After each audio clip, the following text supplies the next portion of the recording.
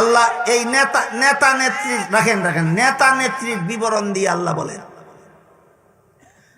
রব্বানা আরিনাল্লাযাইনি আদাল্লানা মিনাল জিন্নি ওয়াল ইনস নাজআলহুমা তাহতা আকদামিনা লিয়াকুনা মিনাল আসফালিন।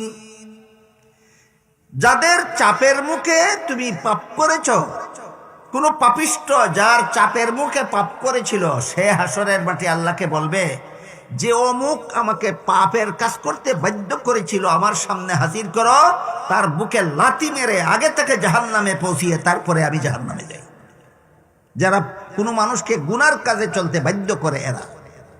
আর নেতা নেত্রীর কথা আরেক আয়াতে বলেছেন, সেখানে আল্লাহ বলেন, ক্বালু রব্বানা আতানা সাদাতানা ওয়া কুবারানা ফাআদাল্লুনাস সাবিলা রব্বানা আতিহিম যিফাইনি মিনাল আযাবি ওয়াল আনহুম লানান কাবীরা।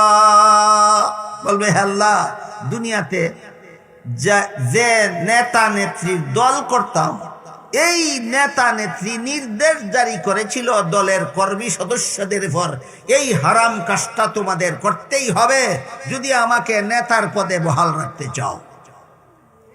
এই সমস্ত নেতাদের নেত্রীদের হুকুমে আমি হারাম কাজ করেছি, কাজেই এই সমস্ত নেতা নেত্রীকে ডাবল শাস্তি দাও, আমাকে ছেড়ে দাও।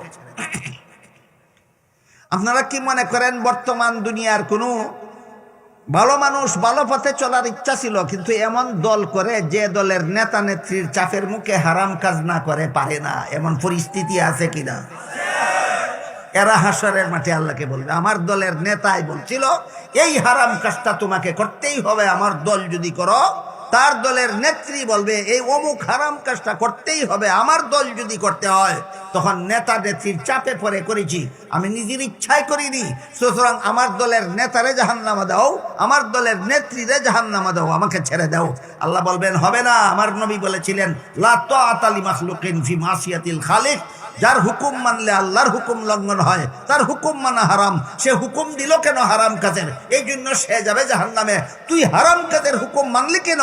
এই না, তুইও যাবে জাহান্নামে।